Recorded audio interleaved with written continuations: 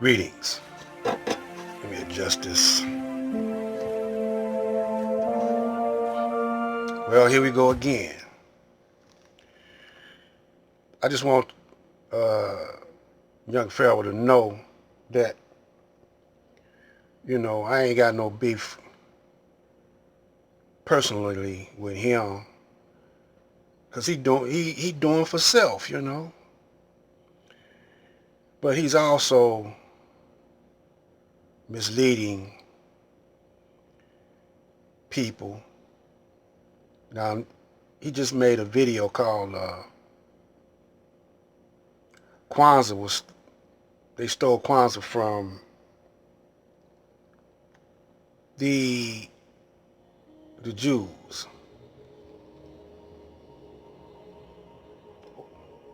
From Hanukkah, I think. And what's so bad about this is we all know that, well, most of us know, that the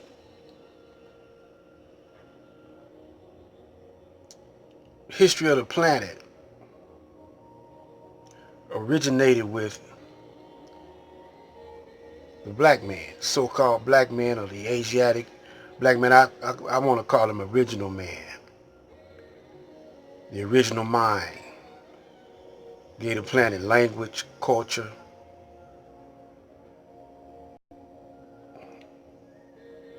and that the ancient ones are the original man. We've been in existence for thousands and thousands and millions of years. Now, the Honorable Elijah Muhammad goes back to, in his teachings, when the earth was called the moon. And then he has another period where the whole planet was called Asia.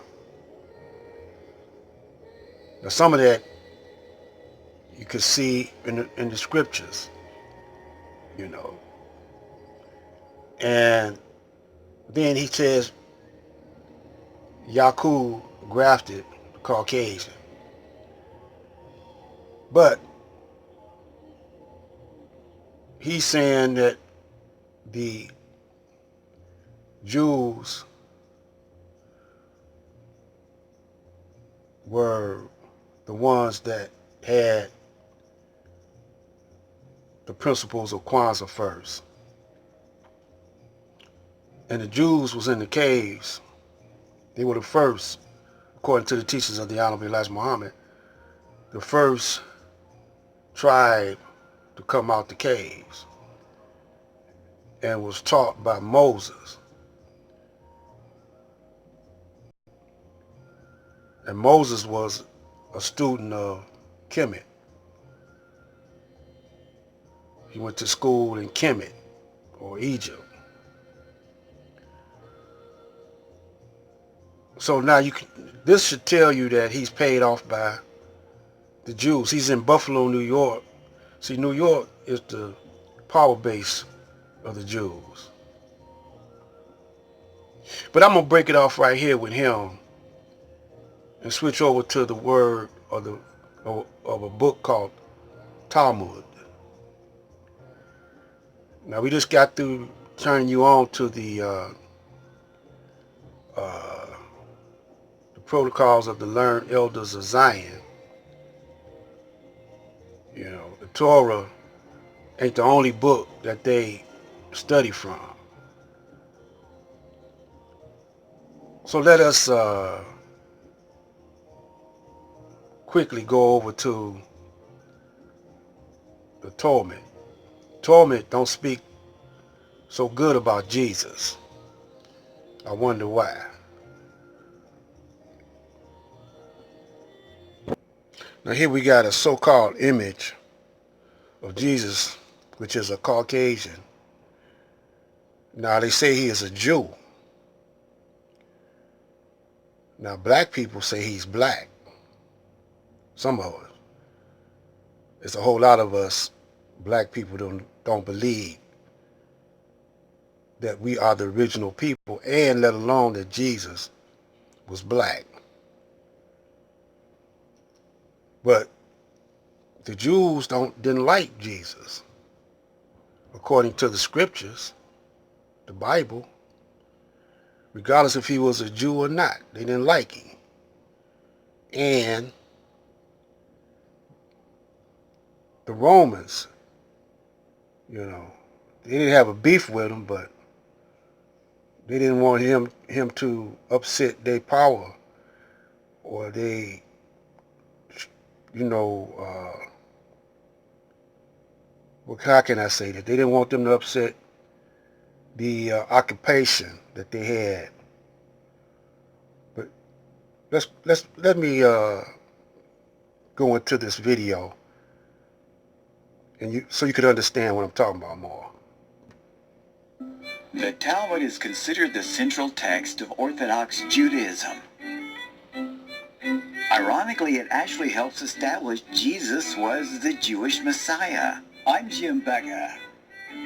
The Talmud has two parts: the Mishnah, which is the oral law believed to be given to Moses along with the written law. The second part of the Talmud is the Gemara, which is a commentary on the Mishnah. Does the Talmud actually point to Jesus? Joseph Klausner, who was a candidate to become the first elected president of Israel in 1949, wrote a book about Jesus. It was kind of controversial. He was a professor of Hebrew literature at Jerusalem's Hebrew University. He said Talmud writers put so much effort in trying to refute Yeshua Jesus as the Messiah that they actually pointed Jews toward Jesus. If Jesus was a crackpot, don't you think Jewish authority would have probably ignored him? And how was it possible for one man to get so much attention and a worldwide following? There were many false messiahs throughout history, but none had an impact on the world like Yeshua. Shabbatai Zvi was someone many claim was the Messiah in the 17th century, but he converted to Islam to avoid death at the hands of the Muslims. Is that something you'd expect the Messiah to do? Simon Bar Kokhba was proclaimed Messiah after he founded a Jewish state in the 2nd century, but his state didn't last very long, and the Jews were annihilated by the Romans. Some consider New York's Rabbi Schneerson the Messiah, though he died in 1994 in relative obscurity. Now, would you expect the Messiah to come and go with very few people knowing who he was? Treatise Sanhedrin, an extensive passage describes the right of the Pharisee to kill anyone, just as long as he did so indirectly. As one of dozens of examples, the Talmud tells us that if one bound his neighbor and he died of starvation, he is not liable to execution. In such an indirect manner, the Pharisees also killed Christ. Manipulating the Romans to actually wield the spear and sword, the Pharisees claimed, as their descendants do today, that since the Romans were the direct cause of the death of Christ, it is the Romans, not the Jews, who are guilty. Christ also called the Pharisees adulterers, an adulterous generation. The Talmud provides generous loopholes for adultery. It says the penalty for adultery does not include sex with a minor, the wife of a minor, or the wife of a heathen. The Talmud also encourages seduction of unwed adolescent girls called designated bondmaids. But it's important how such rapes are performed. With the designated bondmaid, one is guilty only in the case of natural connection, but not in the case of perverse connection. The Pharisees reasoned that rape in a perverted manner is outside the jurisdiction of the law. Normal rape, however, was punishable. In Babylon, sexual perversion of every kind had been a way of life for millenniums. The Pharisees were deeply influenced by such practices. In 3 of the major treatises of the Talmud are found extensive passages which give legal endorsement to seduce and marry 3-year-old baby girls. Now this is the book of the Jews.